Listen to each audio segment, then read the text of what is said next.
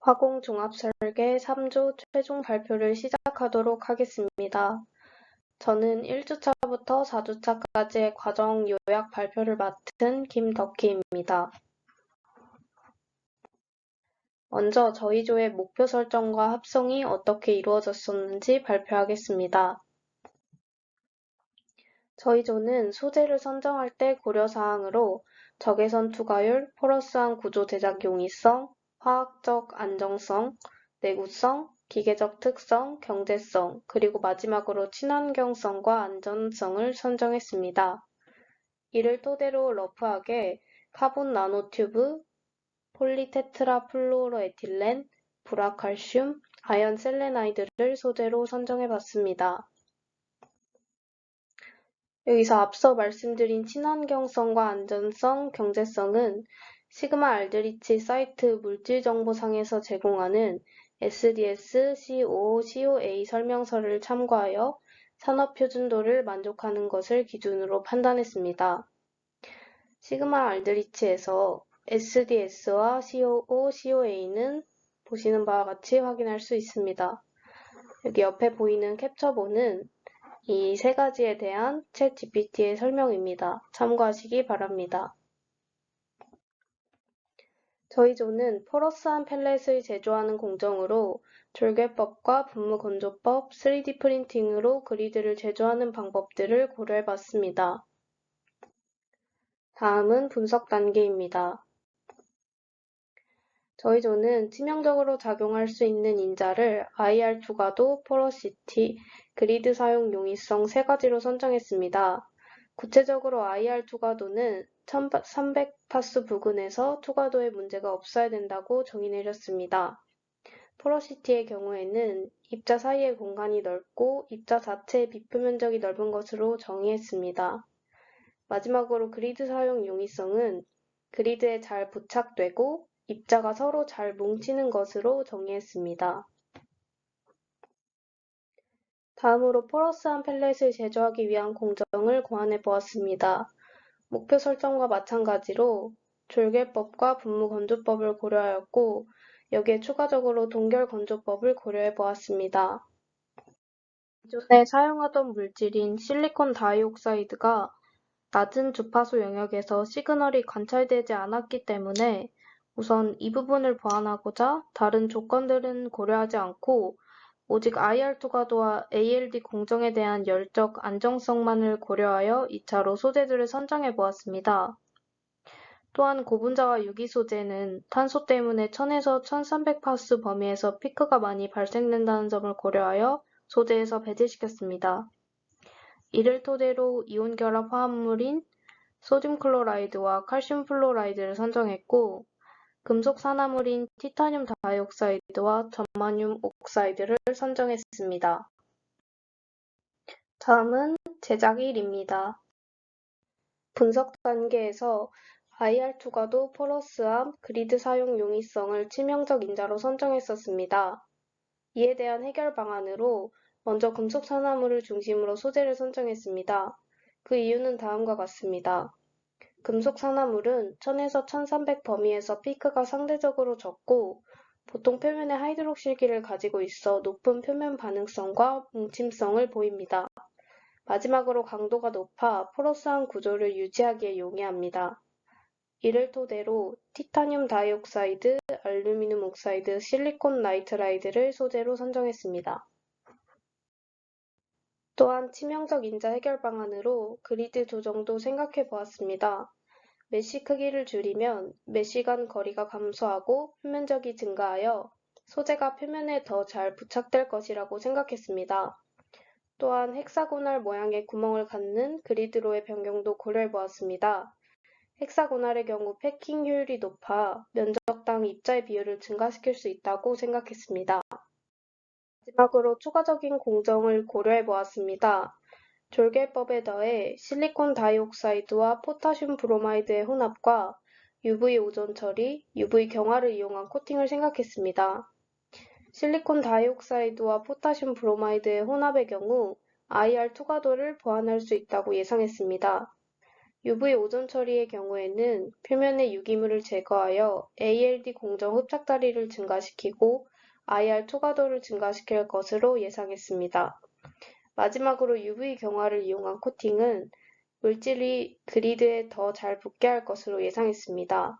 상용화된 접착제를 직접 사용하는 것이 아닌 접착제 층을 UV 경화를 이용해 코팅하는 방식을 채택하는 방안을 생각했습니다. 다음으로 제작 2입니다. 제작 1에서 저희가 제시한 소재였던 티타늄 다이옥사이드와 알루미늄 옥사이드, 실리콘 나이트라이드 중 교수님께서 알루미늄 옥사이드와 실리콘 나이트라이드는 펠렛이 제작되지 않는다고 하셨습니다. 그래서 추가적으로 새로운 소재들을 찾아보았습니다. 적외선 투과율과 나노 사이즈 파우더 구매 가능 여부, 표면적과 화학적 안정성, 그리고 내구성, 친환경성과 안전성, 마지막으로 경제성과 제품의 납기를 토대로 선정했습니다. 선정한 소재는 쿠퍼 옥사이드와 아연 옥사이드, 마그네슘 옥사이드입니다. 또한 제작 1에서 제시한 소재들의 문제점을 해결할 방안을 모색해 보았습니다. 먼저 티타늄 다이옥사이드의 경우에는 디퍼런스 스펙트럼이 명확하게 나오지 않는 것이 문제였습니다. 이를 UV 오존 처리와 열 처리로 해결할 수 있다고 판단했습니다. UV 오존 처리를 진행하면 표면의 유기물이 제거되어 유기물 관련 피크 간섭을 줄이고 정확도를 높일 수 있습니다. 또한 표면의 친수성 증가로 표면 반응성을 증가시켜 ALD 공정을 용이하게 만들 수 있습니다. 다음으로 열 처리를 진행하면 피크 위치의 이동과 강도의 변화, 폭 변화를 만들어낼 수 있습니다. 실험실 수준에서 사용 가능한 300도 이하의 열 처리를 생각해 보았습니다. 알루미늄 옥사이드, 실리콘 나이트라이드, 그리고 실리콘 다이옥사이드와 포타슘 브로마이드의 혼합의 경우에는 프리스탠딩하지 않는다는 것이 문제였습니다. 이에 대한 해결 방법으로 먼저 프리스탠딩했던 티타늄 다이옥사이드를 혼합하는 방법을 고안했습니다. 관련 논문을 토대로 낮은 열 팽창 계수와 포러스함을 유지하기 위해 티타늄 다이옥사이드의 함량을 높여서 알루미늄 옥사이드와 혼합하는 방향성을 채택했었습니다. 다음으로 제작 1에서 소개드렸던 내용 그대로 0.4mm보다 작은 구멍의 그리드 사용을 적용하는 방안을 생각했습니다. 마지막으로는 소재들을 혼합할 경우에 혼합도를 높이기 위해 볼밀법을 사용하는 방법을 생각했습니다. 볼밀법은 단단한 볼로 마찰과 충격, 압축 등을 수행하여 혼합도를 높이는 방법입니다. 안녕하세요. 실험 및 실험 결과 파트를 맡은 황재원입니다. 저희 조가 구매를 요청한 물질은 CuO, Fe2O3이며 이 물질들은 단독으로 펠렛을 제조해 보았습니다. 두 물질 모두 시그마 알드리치에서 찾았고 50나노미터 이하의 작은 파티클 사이즈를 가진 나노 파우더로 구매하였습니다. 나머지 SiO2, KBr, Al2O3, TiO2는 교수님 연구실에 있는 물질을 사용하였습니다. 다음은 실험 과정에 대해 설명드리겠습니다. 가장 먼저 그리드와 펠렛 다이를 에탄올과 IPA로 세척하고 소재의 무게를 측정하였습니다. 이때 시료의 초기 질량은 SiO2 펠렛을 제조할 때 쓰인 양을 보며 비슷한 부피가 되도록 측정하였습니다. 그 후 파우더를 붓고 고르게 펼친 후 그리드를 넣고 눌러 펠렛 다이를 조립하고 압력을 가한 후 펠렛을 분리하였습니다. 본격적인 실험 결과에 들어가기 앞서 먼저 저희가 해결해야 하는 부분을 정리해 보도록 하겠습니다. SiO2의 경우 1300에서의 투과율이 아래 그림에서 보이는 것처럼 0에 가깝습니다. TiO2의 경우 1300에서의 투과율은 적절하지만 SiO2와 비교했을 때 디퍼런스 스펙트럼이 나오지 않습니다. 저희 조는 이 두 가지 문제를 해결하고자 여러 변수를 바꿔가며 실험을 진행하였습니다. 다음으로 저희 조가 중요하다고 생각하는 팩터입니다. 소재로는 단일 소재와 믹싱한 소재 두 가지를 고려해 보았고, 추가적으로 압력, 질량, 메쉬 크기, UV 오존 처리에 관해 생각해 보았습니다. 저희는 이러한 팩터를 바탕으로 실험을 진행하였습니다.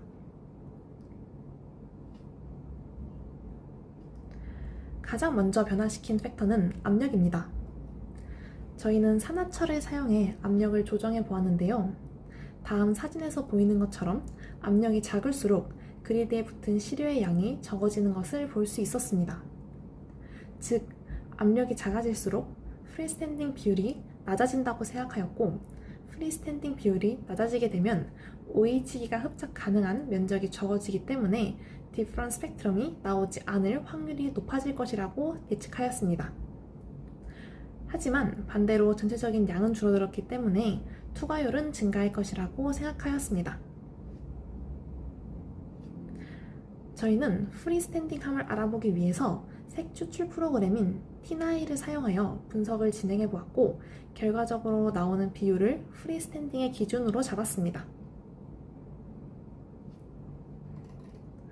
결론적으로 저희는 T9 이미지 분석에서 그리드 안에 시료가 들어찬 정도가 54% 이상이면 프리스탠딩 하다고 판단하였습니다. 그 이유는 SiO2와 KBR을 1대1로 섞은 시료에서 굉장히 작은 디프런 스펙트럼이 나왔는데요. 최소한 이보다 픽이 더 커야 한다고 생각해서 이때 시료에 들어찬 정도 53.9% 이상인 54%라는 수치를 생각해 보았습니다.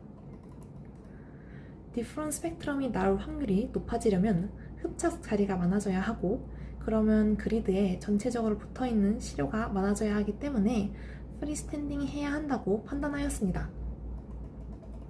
즉, 이는 절대적인 게 아니라 저희가 디프런 스펙트럼과 프리스탠딩이 연관이 있다고 생각했기 때문에 디프런 스펙트럼을 이용하여 프리스탠딩의 기준을 잡았다고 생각하시면 될 것 같습니다.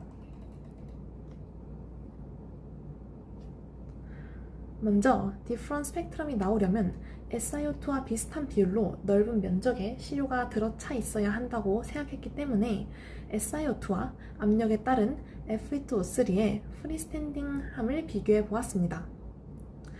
이를 통해 5톤의 Fe2O3가 가장 높았고 압력이 낮을수록 프리스탠딩함이 감소하는 것을 알 수 있었습니다. 디프런 스펙트럼이 나오기 위해서는 SiO2처럼 프리스탠딩 비율이 높을수록 유리하다고 생각하였기 때문에 5톤이 가장 적절한 압력이라고 판단하였습니다. 다음으로 FTIR 결과를 보도록 하겠습니다. 1300 부근을 보면 투과율이 5톤, 3톤, 4톤 순으로 좋은 것을 알 수 있습니다. 결론적으로 저희는 압력으로 5톤이 가장 적절하다고 판단하였습니다. 다음으로 질량입니다. Fe2O3의 질량이 작아질수록 그리드에 붙은 시료의 양이 적어지기 때문에 압력과 마찬가지로 디퍼런스 스펙트럼이 나오지 않을 확률이 높아질 것이라고 생각했습니다. 하지만 반대로 전체적인 양은 줄어들었기 때문에 투과율은 증가할 것이라고 예측했습니다. 이에 대한 FTIR 결과를 보면 예상대로 시료에 붙은 양이 적을수록 투과율이 높아지는 것을 알 수 있습니다. 하지만 시료의 양이 너무 적어지면 디프런 스펙트럼이 나오지 않기 때문에 적당한 양을 사용하는 것이 중요하다고 생각합니다. SiO2도 Fe2O3와 마찬가지로 질량이 줄면 디프런 스펙트럼이 감소하고 투과율이 증가할 것이라고 예측했습니다. 이에 대한 FTIR 결과를 보면 예상대로 40mg보다 20mg의 투과율이 증가하는 것을 확인할 수 있습니다. 하지만 디프런 스펙트럼은 예상과 달리 전체적으로 비슷한 것을 확인할 수 있었는데요. 이는 20mg의 SiO2 펠렛이 OH기가 흡착 가능한 면적을 충분히 가지고 있었기 때문이라고 생각됩니다. 더 자세한 FTIR 분석에 관한 이야기는 결과 및 분석 파트에서 따로 다뤄보도록 하겠습니다. 메쉬 크기 조절부터 결과 발표를 맡게 된 공라영입니다. 먼저 다뤄볼 것은 메쉬 크기 조절입니다. 저희는 이전에 교수님이 실험하셨던 알루미늄 옥사이드가 프리스탠딩하지 않았기 때문에 그리드를 메쉬의 크기가 작은 것으로 교체하겠다고 말씀드렸습니다. 메쉬의 크기가 작아 프리스탠딩한 펠렛을 제조할 수 있었으나 메쉬의 크기가 작을수록 그리드에서 서스가 차지하는 비율이 증가하였습니다. 따라서 투과율이 낮아졌고 디퍼런스 스펙트럼을 관측하기 어려웠습니다.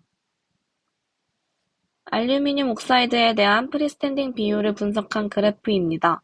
0.4에서 0.25, 0.15로 메쉬 크기가 작아질수록 프리스탠딩 비율이 각각 37.7, 44.9, 63.3으로 커진 것을 알 수 있었습니다.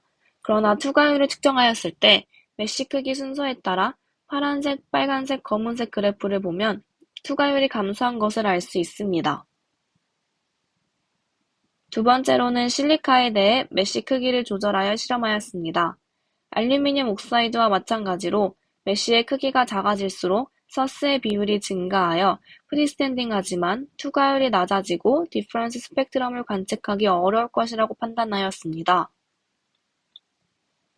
왼쪽 투과도 그래프의 경우 0.4 그리드에서는 예상처럼 1300파스 이하에서 매우 낮은 투과도를 보였습니다.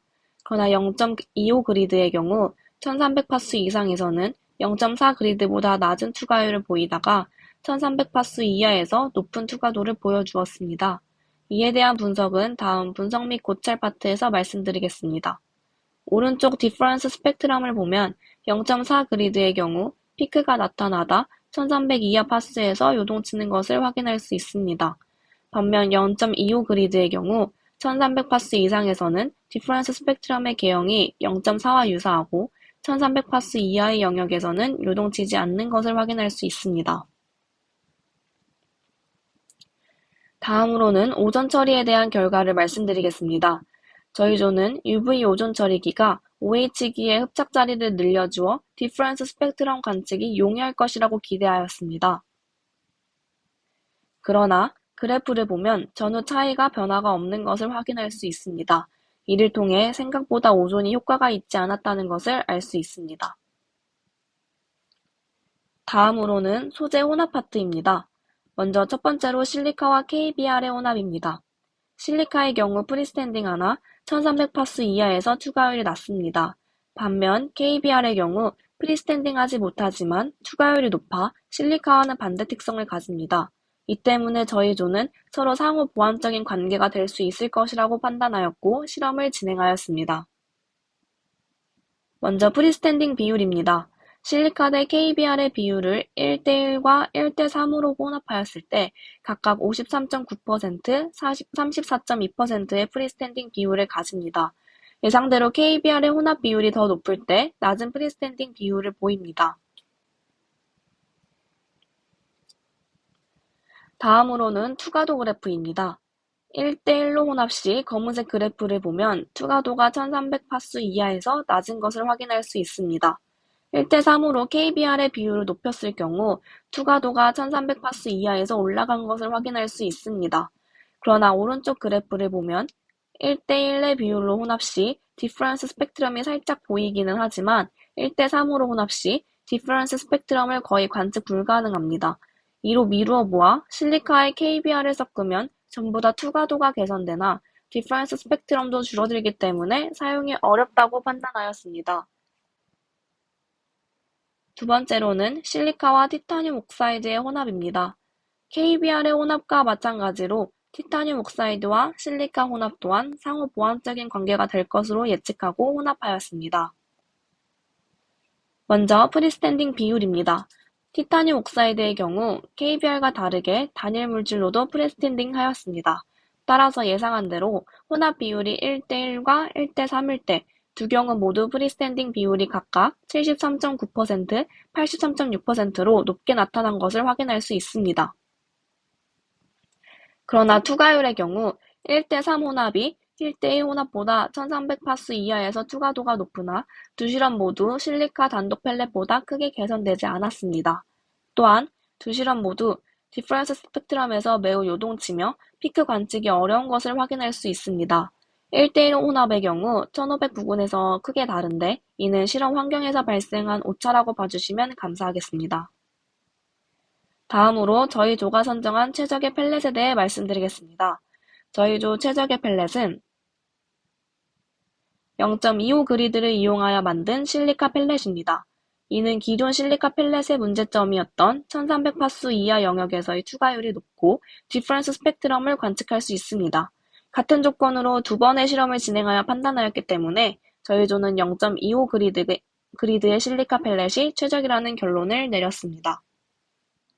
다음으로 결과 분석 및 고찰 파트 발표를 진행할 유다은입니다. 그간의 실험 결과를 분석하고 고찰하는 시간을 갖도록 하겠습니다. 먼저 산화철 펠렛에 대한 압력 변화 분석입니다. 3톤에서 39%대, 5톤에서 30%대, 4톤에서 23%대의 투과율을 보이고 있으며 5톤에 가했을 때의 결과는 4톤에 가했을 때보단 좋았지만 가한 압력이 줄어들수록 프리스탠딩한 비율이 낮아지면서 전반적으로 투과도가 증가하는 경향을 보이는 것을 확인할 수 있었습니다. 이에 대한 원인을 분석해보면 다음과 같습니다. 일반적으로 가한 압력이 낮을수록 펠렛의 압축도가 낮아져 더 많은 기공과 균열을 지니게 됩니다. 입자들이 덜 조밀하게 배열되어 있음에 따라 IR이 샘플을 더 쉽게 통과할 수 있는 경로를 마련하여 투과도가 증가했음을 유추할 수 있습니다. 반면 5톤의 투과도가 4톤 투과도보다 더 좋게 측정이 된 이유는 4톤일 때 펠렛 위에 있던 시료가 뭉친 지점이 존재했으며 이에 따라 두께가 균일하지 못해서 생긴 현상으로 해석했습니다. 압력이 가장 낮았던 3톤 펠렛의 경우 프리스탠딩한 정도가 가장 낮았기에 투과도가 좋았던 것을 확인할 수 있었습니다. ALD 공정에서는 펠렛 표면의 균일성과 활성화가 중요한데 5톤의 압력이 균질성 측면에 있어서는 최적의 미세 구조를 형성하는 적정 압력이었다라는 결론에 도달하였습니다. 다음으로 오존 처리에 대한 결과 분석 내용입니다. 실리카 펠렛의 경우 디퍼런스 스펙트럼의 오존 처리 전후 결과가 거의 차이가 없었습니다. 기존의 오존 처리의 목적은 OH기 흡착으로 인한 디퍼런스 스펙트럼의 증가였으나 유의미한 결과는 얻지 못했습니다. 원인 분석을 해보자면 저희가 사용한 UV 오존 처리 기계는 클리닝 용도였기 때문에 FTIR로 변화를 보기에는 너무 적은 양의 OH기가 흡착되었던 것 같으며 또 오존 처리가 고온에서 진행되지 않았기에 큰 변화가 없었던 것 같습니다. 다음으로 시료의 양 조절 파트입니다. 먼저 산화철의 사례를 보시겠습니다. 표를 보시면 초기 질량이 498mg에서 253, 150, 61 순으로 줄어듦에 따라 프리스탠딩한 정도가 감소하는 것을 확인할 수 있습니다. 원인을 분석해 보자면 펠렛 제조에 사용된 시료의 양이 줄어들면 IR이 시료를 통과하는 경로 길이가 줄어들게 되고 따라서 시료 내부에서 흡수되거나 산란될 확률도 줄어들게 되어 투과도는 증가하는 것을 확인할 수 있습니다. 또 수산화기의 흡착 가능 면적이 감소를 하게 되면서 디퍼런스 스펙트럼이 나오지 않을 가능성이 커지고 그렇기 때문에 적정 시료의 양을 찾는 것이 중요하다는 것을 확인할 수 있었습니다. 실리카의 경우 20mg 사용 시 1500파수 이하에서 투과도가 70에서 80%대를 또 40mg을 사용했을 때는 투과도가 20에서 30%대로 시료의 양이 2배가 되면서 투과도는 3.1배 정도 감소를 하는 것을 확인할 수 있었습니다. 원인 분석을 해보자면 마찬가지로 펠렛 제조에 사용된 시료의 양이 줄어듦에 따라 투과도가 증가하는 양상을 여기서도 볼 수가 있었고 또한 여기에서는 디퍼런스 스펙트럼이 관찰되었던 것을 확인할 수 있습니다. 실리카는 시료의 양이 줄어듦에 따라서 투과도가 증가하고 또 디퍼런스 스펙트럼의 피크도 나왔기 때문에 가장 이상적인 펠렛이라고 생각합니다. 다음으로 소재 혼합 파트입니다. 첫 번째로 SiO2와 KBR의 혼합입니다. 저희는 이제 1대1 비율과 1대3 비율 두 가지의 측정을 진행을 하였고 시료 양에 따른 비교를 진행해 보았습니다.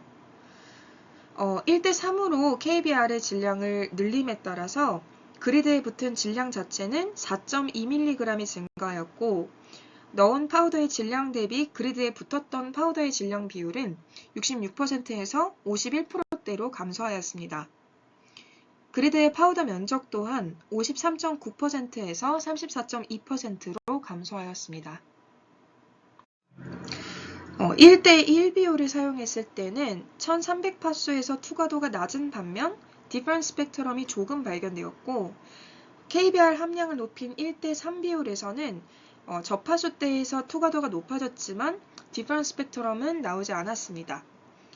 이로 미루어보와 SiO2에 KBR을 섞으면 전보다 투과도가 개선되기는 하나 디퍼런스 스펙트럼도 줄어들기 때문에 사용은 어렵다고 판단하였습니다. 그래서 이 실리카 펠렛에서 해결해야 할 문제는 1300파수 이하대에서 낮은 투과도를 개선하는 것이었습니다. 그래서 기존의 실리카 펠렛은 1300파수 이하 영역에서 최저 0%까지 떨어지는 반면 KBR이 혼합된 펠렛은 이 특정 이 저파수대에서 최저 15에서 20%대 또 40%까지 투과도가 개선되었고 KBR의 비가 가장 높았던 1대3 비율에서는 낮은 파수 투과도가 40% 이상으로 가장 좋았습니다. KBR의 높은 투과도 특성이 영향을 준 것으로 판단을 할 수 있었습니다. 그러나 이제 그리드상 빈 부분이 상대적으로 많았던 영향도 있을 것으로 판단이 됩니다. 디퍼런스 스펙트럼 같은 경우는 두 가지 모두 뚜렷하게 피크를 구별하기는 어려워 보입니다. 다만 1대3을 썼을 때의 펠렛이 1대1에 비해서 노이즈가 덜한 것을 확인할 수 있습니다. 이 역시 투과도와 마찬가지로 양이 너무 많았기 때문에 포러스함에 좋지 않은 영향을 미친 것으로 보입니다. 두 번째 믹싱으로 SiO2와 TiO2의 혼합입니다. 두 가지 비율 모두 비슷한 초기 질량으로 제작했더니 넣은 양 대비 붙은 양의 비율이 3%도 차이 나지 않았고 모두 프리스탠딩하게 제작되었습니다.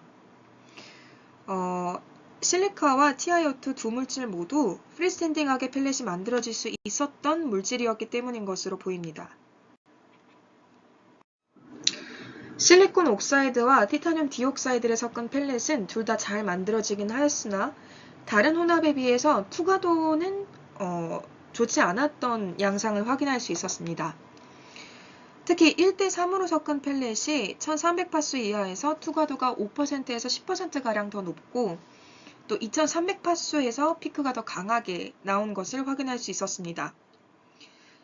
이는 SiO2의 양이 30% 정도 감소하면서 낮은 파수에서 흡수가 비교적 적어졌고 그리드에 붙은 질량 대비 면적이 더 넓은 영향을 받았던 것으로 추측이 됩니다. 또 2300대의 피크는 이산화탄소의 흡수 피크인데 이 피크의 강도는 실험 환경에 영향을 받았으므로 어떤 환경의 차이였을 것으로 추측이 됩니다.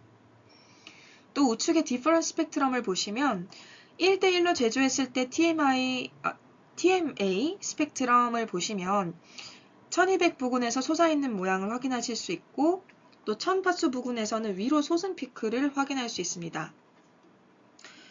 먼저 1200 부근에서 솟아있는 모양의 경우는 1대3 혼합보다 SiO2의 함유량이 더 높기 때문에 어떤 그 실리콘과 또 CH3 대칭 결합에 해당하는 피크가 더 강했던 것으로 추측이 됩니다. 또 두 번째로 1000파수 부근에서 위로 솟은 피크 같은 경우는 이제 SiO2 표면에서 TMA 반응으로 생긴 실리콘, 또 산소, 또 알루미늄 사이의 결합에 의한 피크인 것으로 추측을 하였습니다. 다음으로 그리드 적용 분석에 대해 발표를 진행하겠습니다. SiO2에서 0.25mm와 0.4mm 그리드를 적용해서 비교를 해보았는데요. 0.4mm 그리드로 제작한 펠렛은 1300 이하의 파수 영역에서 투과도가 낮으나 그리드를 변경해서 0.25mm로 사용했을 때에는 오히려 투과도가 높아지는 현상을 확인할 수 있었습니다. 저희가 만약에 1300파수 이하 영역에서 70% 이상의 투과도를 보이면 사용할 수 있다라는 것을 설계 목표로 설정한다면 0.25 그리드로 제작한 펠렛은 목표치에 달성했다고 볼 수 있습니다. FTIR 관찰 범위를 넓힐 수 있는 포러스한 펠렛은 그리드의 메쉬 사이즈를 변경해서 가능하였는데, 이는 SiO2 물질 자체에 Si5, Si 흡수 피크를 상쇄하였다는 것을 알 수 있습니다. 여기 우측의 그래프를 보시면 확인하실 수 있습니다. 해당 슬라이드에서 보실 수 있는 그래프는 저희가 베이스라인을 보정한 뒤에 만들어 본 그래프입니다. 배경 신호를 제거했는데도, 즉 각각의 시스템적인 오차나 측정에 관한 차이를 제거를 했음에도 인텐시티의 차이가 있기 때문에 이는 어떤 측정의 오차가 아닌 그리드를 변경했기 때문에 나타날 수 있는 현상이라고 판단하였습니다. 기존의 SiO2 FTIR 자료에서 0.25mm MT 그리드에 대한 피크를 빼줌으로써 그리드에 의한 피크를 제외하더라도 1300 이하의 접하수 영역에서 투과율이 높아지는 현상이 확인되었습니다. 기존의 0.4mm 어떤 그 MT 그리드도 빼서 둘을 비교할 수 있었다면 더 좋았을 것 같다는 아쉬움이 남지만 0.25mm 그리드의 사례를 통해서도 충분히 1300 이하의 파수 영역에서 투과율이 높아지는 현상을 확인할 수 있었습니다. 서스는 금속으로서 기본적으로 광학적으로 좀 불투명하고, 또 IR 스펙트럼에서는 고유한 흡수 피크를 보이지 않는 경향이 있습니다. 금속의 IR 스펙트럼은 주로 빛의 반사나 흡수에 의해서 영향을 받는데요.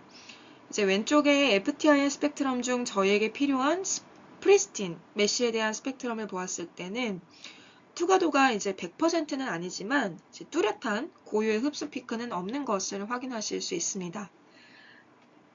다만 3570에서 3900대, 또 1900대에서 2400대 범위의 특정 흡수 피크 같은 경우는 각각 OH나 아니면 이산화탄소의 스트레칭 바이브레이션에 해당하는 것으로 해석을 할 수 있습니다.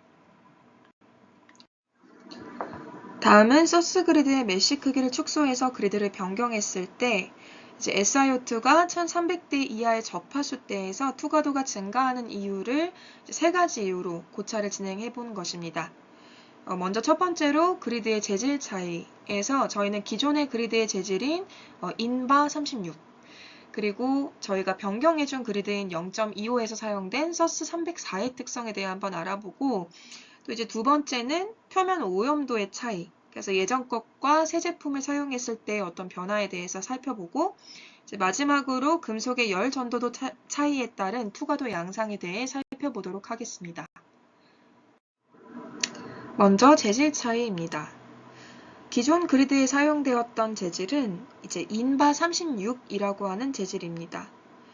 인바 36 같은 경우는 니켈과 철, 또 미량의 탄소를 주 성분으로 가지면서 표면에서는 주로 니켈 산화물과 철 산화물을 형성한다는 특징이 있습니다. 이에 반해 0.25 그리드에 사용되었던 재질은 서스 304로 재사용 가능한 금속 커피 필터에 가장 많이 쓰이는 재질이라고 합니다. 서스 304는 870도 이상에서도 산화 저항성을 보이는 등 화학적 안정성이 매우 우수하고, 또 크롬, 니켈, 철 등을 주요 성분으로 가지기 때문에 또 안정성이 굉장히 높은 것을 확인할 수 있습니다. 표면에 형성되는 주요 산화물 같은 경우는 니켈 산화물이나 크롬 산화물, 또 철 산화물인데요. 이 중에서 크롬 산화물 같은 경우는 FTIR에서 550 정도의 흡수 피크를 보이나 층이 매우 얇기 때문에 스펙트럼에 직접적인 영향은 주지 않습니다. 또 니켈 산화물 같은 경우는 400에서 500 파수에서 흡수 피크를 보이는 특성이 있습니다. 또한 철 산화물 관련 피크의 경우도 두 재질 모두 비슷한 비율로 나타나는 특성이기 때문에 이를 제외하면 니켈 함량이 높은 0.4mm 그리드가 해당 영역에서 더 큰 흡수 피크를 보일 것입니다. 금속은 고유한 반사 특성을 갖습니다. 서스 304의 경우는 반사율이 크고, 또 특히나 3000 파수 이하에서 좀 두드러지는 경향이 있습니다. 파수 영역별 특성을 살펴보면 높은 파수대에서는 반사율이 커지면 투과도가 낮아지는 경향이 있고, 또 인바 36을 사용했을 때는 투과도가 좋은 것을 확인할 수 있었습니다. 반면 낮은 파수대에서는 반사율의 영향보다는 표면 특성에 의한 영향이 더 큰 것으로 확인이 되고 있고요. 그리고 이제 그렇기 때문에 새로운 그리드, 즉 서스 304 같은 경우는 이전에 사용했던 어떤 그 인바 36 그리드보다는 표면이 더 매끄럽고 균일할 가능성이 높고, 이런 표면 특성 때문에 이제 펠렛과의 접착성이 더 좋아서 투과도가 더 높게 나타난 것을 확인할 수 있습니다. 반면에 이제 예전에 사용되었던 인바 36 같은 경우는 표면 산화와 어떤 오염 때문에 낮은 파수 영역에서 빛의 산란이 더 커졌고, 그에 따라 투과도가 감소한 것으로 보입니다. 마지막으로 금속의 열 전도도 차이입니다. 이제 직접적인 수치를 보시면 인바 36 그리드 같은 경우는 열 전도도가 12.5 정도 수준으로, 이제 서스 304 그리드 같은 경우는 16.2여서 인바에 비해서는 약 22.8%가량 더 높은 결과를 보이고 있습니다. 저희가 재질 간의 열 전도도 차이가 투과도에 미치는 영향을 좀 더 깊게 분석을 해보자면, 이제 열 전도도와 관련을 해서 이제 400에서 1500대의 낮은 파수에서만 투과도가 증가하는 이유는, 이제 낮은 파수에서는 이제 분자 골격의 진동이나 굽힘 진동, 또 결합 각도의 변화와 관련이 있기 때문에 또 온도 변화에 굉장히 민감하게 반응하는 것을 확인할 수 있습니다. 그래서 분자의 결합 길이나 각도가 온도 변화에 따라 변동을 하면서 이제 낮은 파수대에서는 흡수 피크의 위치나 강도가 변하는 것을 확인할 수 있습니다. 그러나 이제 1500에서 3000대 사이의 어떤 중간 파수 영역들은 주로 작용기들의 신축 진동과 관련이 있고, 또 높은 파수 영역 같은 경우 이제 3000에서 4000대의 어떤 높은 파수 영역의 경우는 주로 단일 결합의 신축 진동과 관련이 있습니다. 그래서 높은 파수 영역에서 이제 수산화기 같은 수소 결합과 관련한 피크를 제외하면 보통 낮은 파수에 비해서 이제 온도 변화에 덜 민감한 것을 확인할 수 있습니다.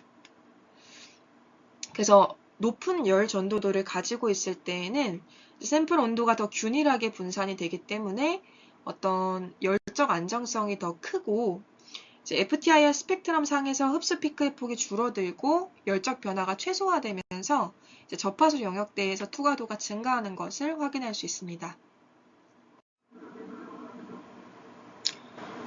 다시 말해서 0.25mm 그리드로 제작한 펠렛은 1300파수 미만에서 투과도가 굉장히 높은 것을 확인할 수 있었는데, 이는 시스템적인 오차나 책정에 관한 차이를 제거한 뒤에도 인텐시티 차이가 보였기 때문에, 또 어떤 프리스탠딩한 다른 물질을 사용했을 때도 같은 현상이 발견되었기 때문에 책정 오차가 아닌 그리드 변경으로 인한 IR 스펙트럼 변화로 파악했습니다. 마지막으로 실리카 펠렛을 제작할 경우에만 포러스하고 나머지 소재를 이용할 경우에는 디퍼런스 스펙트럼이 잘 나타나지 않는 이유에 대한 고찰을 진행하도록 하겠습니다. 실리카 옥사이드 같은 경우는 앞선 실험에서 이제 TiO2나 아니면 실리콘 나이트라이드, 또 산화 알루미늄 등의 타 물질 대비 가장 넓은 비표면적을 가진 물질입니다. 따라서 프리커서가 흡착하거나 반응할 수 있는 어떤 상호작용 사이트가 가장 많이 제공되어서 이처럼 포러스한 측면에 있어서 굉장히 우수한 결과가 도출되었다는 점을 유추할 수 있습니다. 또 실리콘 옥사이드는 반응성이 굉장히 우수합니다. 저희가 이 PPT 상에서 확인할 수 있는 GPC라는 지표는 이제 저희가 성장 주기당 성장률이라고 정의를 하는데요. 이는 ALD 공정에서 각 반응 주기마다 증착되는 방막의 두께를 의미합니다. 그래서 이 GPC가 높을수록 높은 공정 효율성을 나타내고 더 적은 주기로 타겟 두께의 방막을 형성할 수 있습니다. 다만 수치가 너무 높을 때에는 균일하지 않은 성장을 의미할 수 있으므로 적정 수준에서 높은 수치를 보이는 것이 중요합니다. 이제 실리콘 옥사이드의 경우는 한 사이클에 1 암스트롱 수준으로 타 물질 대비 실험에 사용된 예를 들면 TiO2나 실리콘 나이트라이드 이런 시료들에 비해서 이제 GPC나 흡착 에너지 두 개를 모두 고려했을 때는 비교적 우수한 특성을 보이고 있습니다. 또한 고유한 실라놀 그룹이 존재하기 때문에 이제 ALD 전구체와 쉽게 반응할 수 있다는 점 또한 결과에 영향을 미쳤을 것으로 보입니다. 저희가 알루미나의 그리드 적용 결과는 다음 슬라이드에서 함께 보면서 이어 설명하도록 하겠습니다. 알루미나의 경우는 그리드를 변경했을 때 0.15mm, 그 다음 0.25mm, 또 0.4mm 순으로 투과도가 높아집니다. 0.15 그리드 같은 경우는 메쉬 크기가 너무 작으면 그리드의 서스 면적 비율이 높아서 투과도가 떨어지는 것으로 해석을 했습니다. 또 0.25mm에 비해서 0.4mm를 사용했을 경우에 투과도가 더 높아지는 이유는 저희 조가 구매한 이 0.25 그리드의 경우는 이제 메쉬 크기의 감소량만큼 메쉬 간 간격은 줄어들지 않아서 오히려 투과도가 떨어졌다는 것으로 추측을 하였습니다. 그러나 0.25mm 그리드를 사용할 경우에는 1500 이하의 파수대에서 투과도가 증가하면서 이제 기존의 0.4mm 그리드보다는 투과도가 더 높은 영역이 존재하는데 이건 기존의 실리카 펠렛에서 관찰되었던 특성으로 0.25mm 그리드로 변경을 했기에 나타나는 특성이라고 사료됩니다.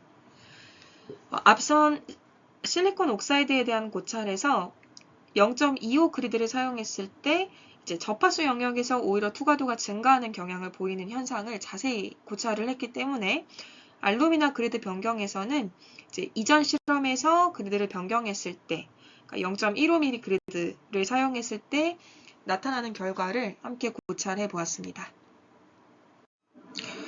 상단에 보이는 세 그래프들은 2차 실험에서 0.25mm 그리드를 사용했을 경우에 FTIR 스펙트럼 결과입니다.